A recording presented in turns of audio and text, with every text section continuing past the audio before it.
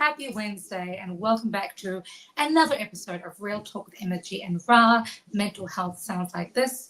My name is Emma G, and this is all in the lead up to my upcoming book, which is coming out in like 3.5 weeks, Ra.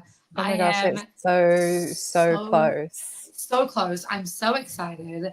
And the fun thing about this is that we're going to continue this podcast past the drop date.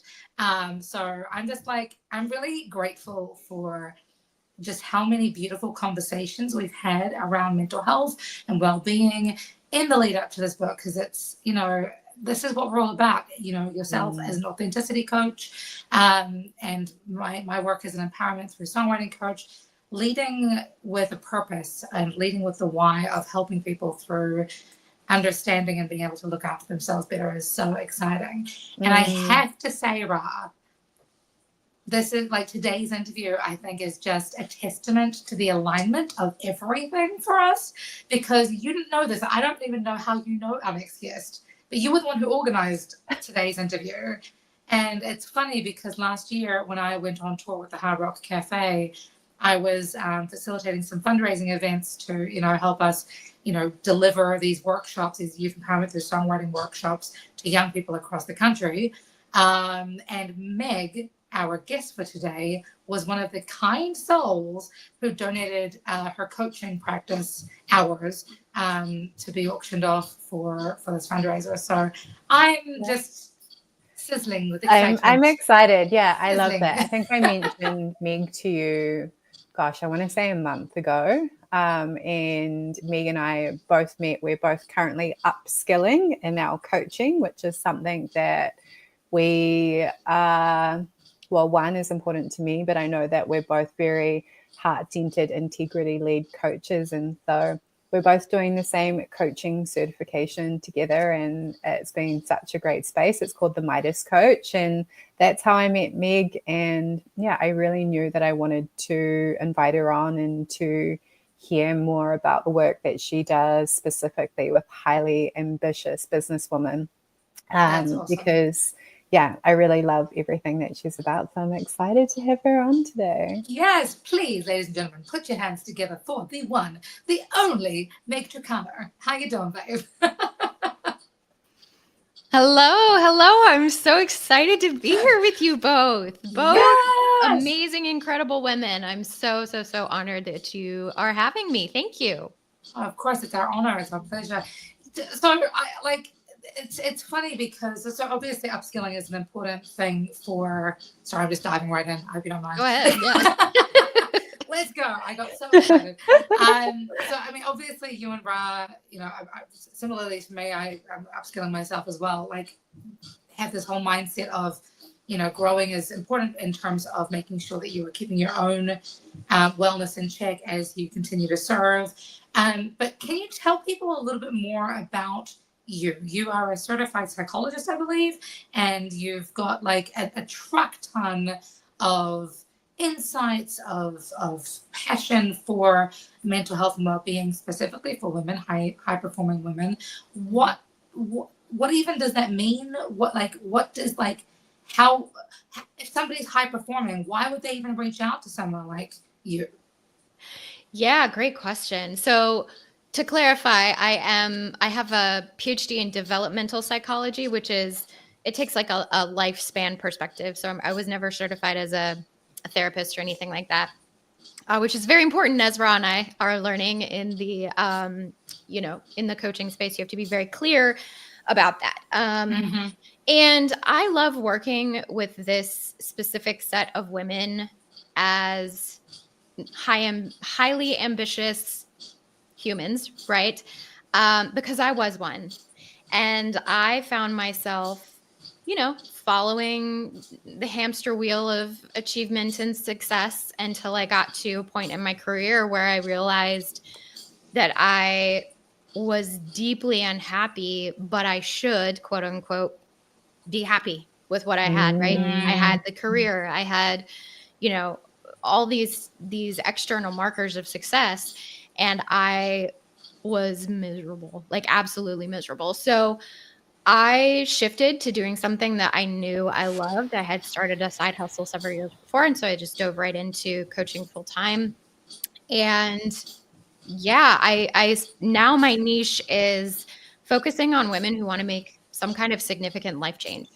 And that is such a crucial kind of personal development and identity centered time in people's lives. Usually it ends up being around midlife that people have this kind of um, almost like second half, right? Like they've gotten where they want to get in their careers and they find themselves wanting more, wanting different. And so that's how I help women transition through that period. It gets really murky and it gets really tough because you, in some ways, you lose your center. You need to remind yourself what actually matters to you. And as you mentioned before in your introduction, clarity, it's huge. And a lot of people, when they're kind of looking down the barrel of big change, they're unclear about where they want to go. They just know where they are right now is not it. There were so many things in what you said. Like, first off, like highlighting that you were that person. Like you said, like I was. And then you realize that you created this life based on what you think that you should have created. What was that turning point for you? Or, you know, you can decide what part to answer. What is like often the turning point for a lot of the women that you work with? Like, what do you typically see? Like, what's the realization or the revelation that happens where they're like, oh, actually, you know what, this is not it? That's a really, really good question. So I think for me, and probably for a lot of these women as well that I work with, there comes a point where your discomfort with how you feel is like overshadows the discomfort of change, right? So you are like, oh, this is so uncomfortable. Changing would actually be way easier, right? Or way more straightforward. And I personally, it was a coach. She did it. She had the line that changed my life. And she said, okay, Meg, we've been in this container for 6 months. We've been talking about this for 6 months. I want you to tell me how you're going to feel in 1 year when you are still sitting in that chair and you haven't changed a thing. How are you going to feel? And I was like, oh no. So I, of course, cue breakdown. But that's what did it for me, is I didn't want to feel this way into perpetuity. I wanted to make a change. I didn't know what I really wanted to change. I knew that I needed some kind of a break or a sabbatical or a career change. But as I find with many of my clients, that one little bit of my life, it's a big bit, career, right? What you do with your life. It was kind of like the outer shell of an onion. And then we kind of kept getting into the more nuanced layers. And that happens all the time with my clients. You know, we talk about career change and then they're like, ooh, my relationship, or ooh, where I live, or ooh, this part of my lifestyle is no longer really where I want to be. And so it's really a beautiful process of like unfolding. Have you ever seen those time lapse videos of a dahlia blooming? Yeah.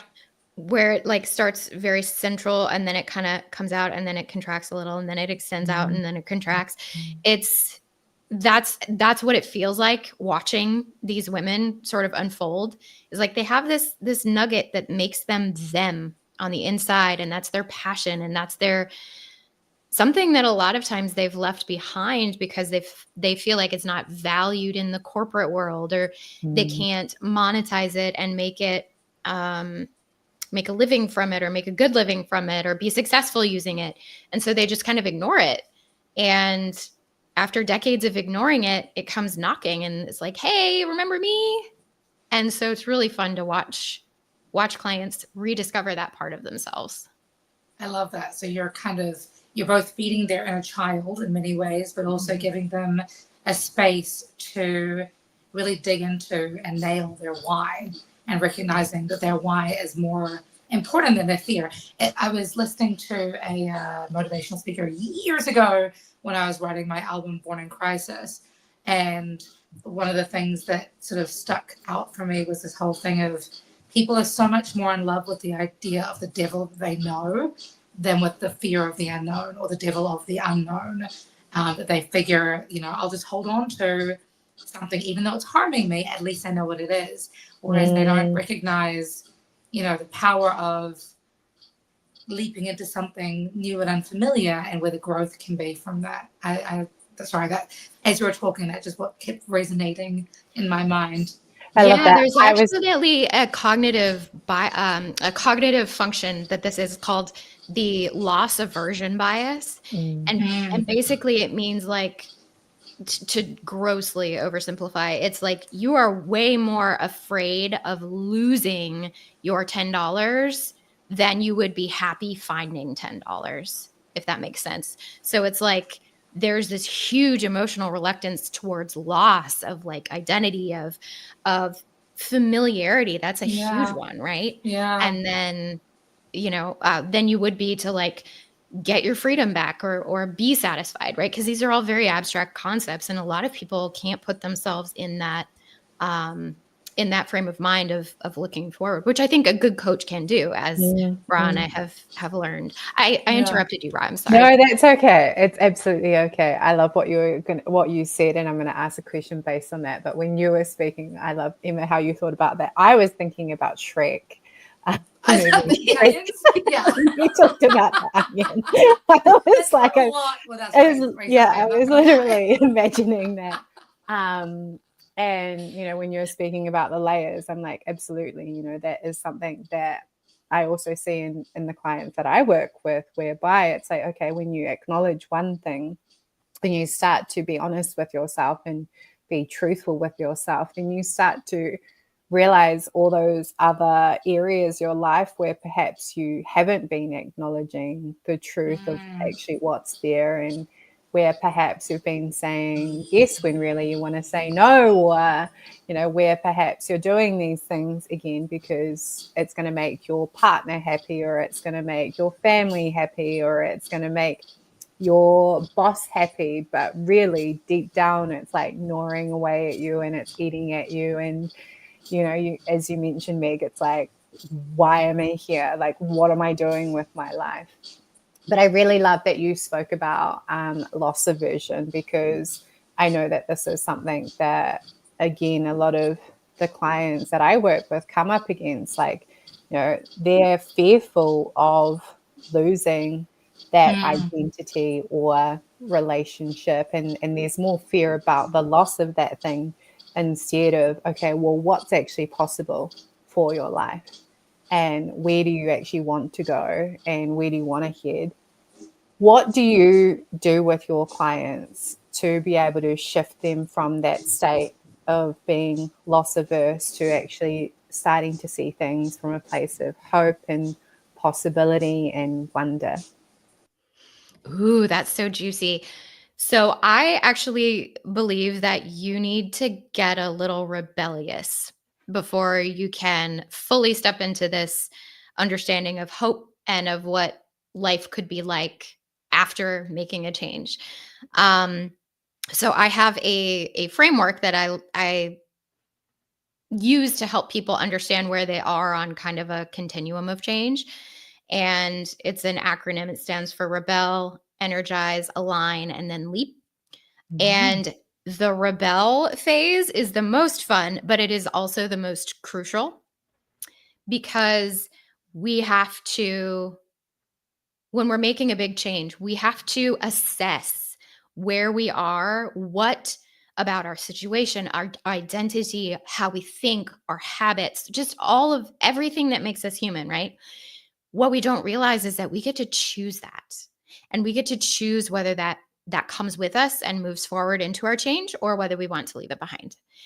And the rebel phase is all about getting your hands dirty and really saying like, oh, okay, my boss doesn't think I should do this. My partner doesn't think I should do this. My whomever thinks it would be silly to quote unquote waste waste my degree, or I've spent so much time developing this career. Do I really want to start over? I'm using air quotes for those who aren't watching the video. And really the truth is you have to reconcile and wrestle with those, conditioned thoughts, those ways of being, those pieces of your identity that you don't want to have anymore. You don't want to identify with anymore. And so that's why I have actually a new offer. It's called the Real Change Kickstart. And it focuses all on rebellion. And I love it because as soon as clients get in there, they're like, ooh, this is fun. And they get to they get to be like, oh my gosh, I don't have to do that anymore. I absolutely don't have to do that anymore. I love the example one of my clients gave. She's like, oh, I go to daycare drop off in the morning, and I have to get my hair done, and I have to have a shower, and I have to put on my makeup before I do drop off at 7 a.m. I'm like, girl, what time are you getting up to get all this done before? And she's like, well, I was raised in the South, and you absolutely cannot drop off your children if your hair is not done. And I was like, do we want to keep that, or do we want to tell it thank you and move along? Because that's a lot of early days. You could use the sleep in different, you could use more rest. And she's like, oh, I guess I don't have to do that. I'm like, absolutely, you do not have to do that. So these are the kinds of I call them small acts of rebellion, where there's just a little bit of a nah attitude about it. And I think clients have a lot of fun with it. You're speaking all of my love languages in the last 17 minutes we've been talking. So talking about upskilling, right? I'm currently taking upskilling from my education practice and vocal coaching practice and my empowerment practice into what we call courage coaching through Krav Maga worldwide. And the amount of, so my husband and I run a Krav Maga self-defense school in Bethesda.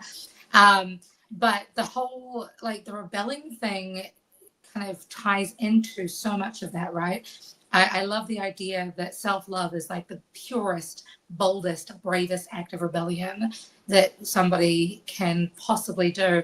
But you said something that kind of gave me goosebumps, to take words out of Ra's mouth, around the whole idea of rebelling against that bad code that we may have, gone through as young people, or through that past relationship and those habits and those mindsets of how can I not step on other people's toes? How can I not, make sure that mum's happy, or make sure that I don't waste my education, whatever it is that we've sort of inherently led ourselves to believe, which then turns back to your other point about that whole thing of shoulding on yourself. Right? We need to stop being shoulding on ourselves. And no, I'm not cussing for YouTube, okay? SHOULDING. The whole thing of just giving yourselves permission to break up with those bad habits. Are there any kind of tactics that you really like to lean into when it comes to breaking up with that past self? Yeah, so it's an evaluation exercise, and it's in a couple of parts, but basically it all comes down to evaluating your shoulds. So I have clients go through their day, usually for about a week, and every time they think, oh, I should have, but they don't want to do the thing to write it down, and that's a should. And then we dissect it together in a session. We go through and we say, all right, where is this coming from? Does this should have a particular voice? Is it your second grade teacher? Is it your dad? Is it your grandma who is really critical of how you look? And then we start to peel again, get deeper and deeper. And the final part of the exercise is okay, do you want to take this with you into your next iteration? Mm-hmm. Do you want to take parts of it, but change how it shows up for you in your life? So for instance, maybe you still do want to have a shower before you drop off your kids, right? Okay, that's a far cry from, full makeup and getting, all the things. Or do you just want to leave it behind and say, thank you for what you've done for me so far, but I'm moving on? And so many people have never taken the time to do this exercise in a structured way and really dig down deep into what experiences and what kind of perceptions they have that create this whole story. And they might have been causing themselves such anguish for years, decades even, because they were not willing to face their parents' disapproval, or they were not willing to be uncomfortable and risk another mom at drop off being snarky with them, right? Or whatever it ends up being. But really, it does come down to just assessing what you want to keep of your bits of your identity, call them your shoulds, and what do you want to leave behind. And I think that is a really powerful exercise that anybody listening can do. And I think where sort of coaching expertise and my expertise as a psychologist come in with my clients is that we get really, really, really deep into kind of the structural components of it. What kind of beliefs are upholding this, and what are they related to, and how, and it's kind of like almost like a mind map. If you've ever done those, it just kind of expands into different things. And then you get to find connections, right? You get to drill down and say, okay, the source of this behavior that I'm performing is actually a function of me believing that, me working hard is a virtue and is the best thing that I could do. And that, kind of snowballs from there. Gosh, I love so much of that. And the tool, it's such a simple tool, right? But as you say, not many people have really sat down and gone through and acknowledge where they are having or making all these decisions that are based on what they think they should do versus actually, well, what do I actually really want to do here? So I really love that. As you were speaking, you mentioned like the uncomfortability of like letting someone down, and a lot of those feelings that come with making a different decision, which is often what I find with my clients. It's a lot of the reason why they haven't made a different decision. Like they don't actually want to feel those feelings of perhaps like having a courageous conversation or doing something whereby their parents might disapprove of them, right? And that being a really very real felt experience for them. How do you support your clients through that? Or like, what do you typically recommend for your clients when they're in that space, like knowing, right? They know, okay, actually, you know what? I don't want to do this anymore, but I also know that I'm going to have to meet these uncomfortable feelings as well. Tying this back to enhancing our education, I'm using a lot of the tools that you and I now know about, and helping people actually accept their emotions and accept the discomfort of whatever is going on in their lives. And gosh, that's such a powerful tool, because as we know, so few of us actually know how to do this. We might think we know how to do this, but it's tough. And I think I've had maybe 90% of my clients come to me and explicitly say, I don't know how to do that. I don't know how to feel and accept my emotions. It's all been about regulation, or, I don't want to feel that way, so I'm just going to do something else and avoid it, right? And we have all these fascinating avoidance mechanisms, right? Ways that we creatively avoid feeling feelings. And Emma, like, I imagine that leaning into your music and your kind of songwriting and singing as a way to process emotions is probably a pretty good way to do it. That's exactly it. I mean, I tell my clients all the time, you need to sit in the yuck in order to even allow yourself the permission to, get to the yum. Or as my husband says, again, Krav Maga, you can't beat an enemy that you refuse to acknowledge or face. And so being able, and he's obviously talking about external enemies. And for me, it's with my clients, it's about looking at, okay, what are the, first identifying what those yuck feelings even are, because you can't allow yourself to sit in them if you refuse to put a name to them. So again, you're speaking my love language. Please carry on. I love this. I love it.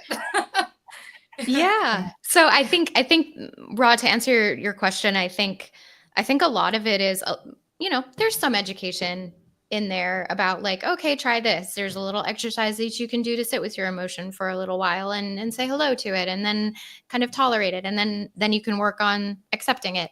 But even I find that witnessing, as a coach, witnessing them tolerating discomfort is like such a value to them, because they're like, okay, like I feel really crappy, but someone sees me feeling really crappy and they understand why.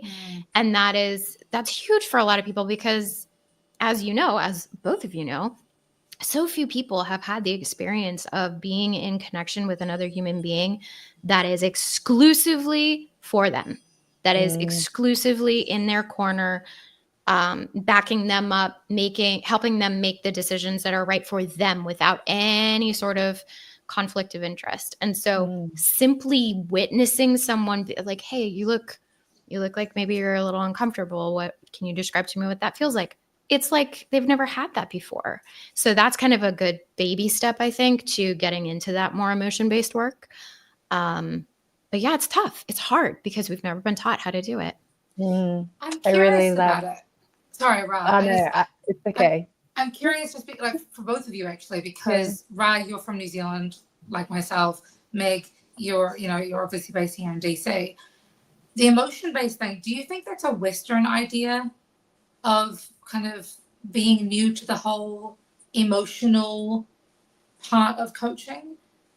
And this is a question for both of you, because I'm like, I feel like when I was getting my teaching certification and coaching certifications in New Zealand, emotion-based learning, emotion-based experiencing was a huge part of it. That's an excellent question. I don't know. Can you clarify the question? Like, what do you specifically wanting to add? What Meg is talking about when it comes to allowing like clients, for example, sit in their emotions. What I'm understanding from what you're saying, Meg, is that it's uncomfortable and therefore a relatively new concept to really approach it through that emotional wellness lens, and maybe a new way for how you're looking at the coaching business. But I feel like from what I, how do I want to put this? I feel as if in every educational part of my training that's led me up to the empowerment coaching that I do now, it's been very focused on acknowledging the holistic person, but a lot of it has been around the, emotional trauma, maybe familial emotional, like the background of an emotional person, or the background of I'm not finding the words properly, the background of a human's emotional basis, not just the central part of a human's, and like the current emotional basis of a person. Does that clarify the question at all? You're looking at me like you're not quite understanding me. I apologize. I think I would say, and Ra, I have absolutely no idea what it's like in New Zealand. But I think the main thread in at least the United States, in the time that I went through school, and the people that I typically coach also came through the system, emotions were a problem to be solved, right? If you had a negative emotion, you got to figure out what's causing it so that it can go away or it can turn into something else, right? This idea of just being like, oh, I'm angry right now, like that is what it is. And I'm not going to actively try and get rid of my anger. I'm not going to stuff it somewhere that's not going to see the light of day. And I'm not going to try and transmute it into something else. It's almost like honoring the sacredness of that emotion as its own thing. But I do not think that people, at least of my generation, know how to do that. Okay, that answers my question. Okay. Yeah, I was going to say absolutely. A lot of people, as you said, 90% of the clients that you work with don't know how to do that. And it's been a very similar experience with the clients that I've worked with in New Zealand. I have clients ask me, well, how do you feel your feelings? And I have clients say to me, how do I get rid of feeling this way? And it's wanting to get rid of the feeling that is often why people want to work with me, not realizing that getting rid of your feelings, I'm also doing air quotes, right? Like also often further perpetuates actually what they're feeling underneath. And there are a lot of modalities out there, which are often used for the avoidance of feeling the emotion versus being able to accept, okay, yeah, like Meg said, I'm feeling angry or I'm feeling sad. Can I just accept it for how it is? And then can I move on from that? So yeah, I'm just further echoing what Meg said, again in a different country, but it's still very similar, really. If you kind of look at, we come from very similar, I say, backgrounds. Like US and New Zealand are similar in lots of ways, but there's also lots of differences as well. It's fascinating to me. I just, because a lot of the circles that I have been in, people are not as afraid to, like, it's to sit in the feelings as much, but it's about moving through them that they kind of get blocked. Yeah, interesting. There we go. I like it. Different strokes for different folks. And on that note, we do have to wrap up, unfortunately, but can we tie back into your 45-day course that you were talking about, Meg? You've just released it. Can you tell people about how it works, how they can reach out to you, how they get involved with the program, and keep in touch with all the fantastic work you're doing? You bet. So it's called the Real Change Kickstart, and it's for people who want to get in and kind of get their hands dirty and have a really good runway to making a change. It's 45 days of really intensive psychological based coaching. And we have 3 one-on-one sessions together, and we focus on a different concept each of the sessions. So first we own it. We own where we are. We own our baggage. The next step is you have to unlearn those patterns and that baggage. And then the third session is focused all around defying and deciding what you want to take with you into your next phase, whatever that looks like for you. So I also have Slack as a kind of in-between session support for people. And I find that that's super, super helpful for a lot of clients because things happen between sessions, right? Like that's when a lot of the integration happens and when questions come up. So that's a huge part of it. And then we have a wrap-up session and you get an integration guide and you get to go on your way and make your change.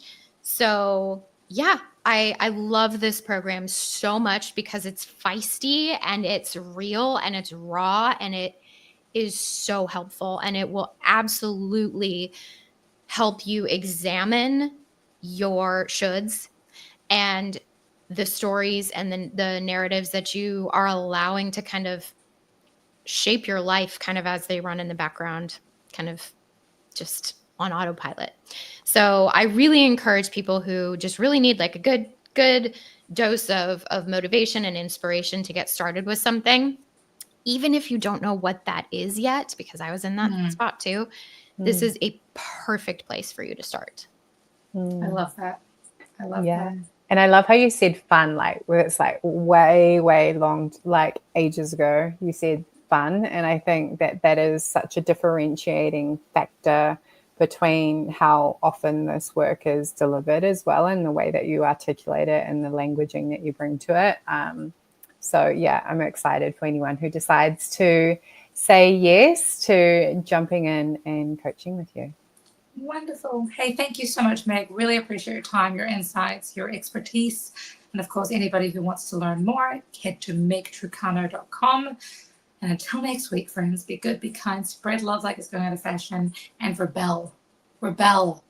Go on. Be your badass selves. We'll see you next week. Thanks, ladies.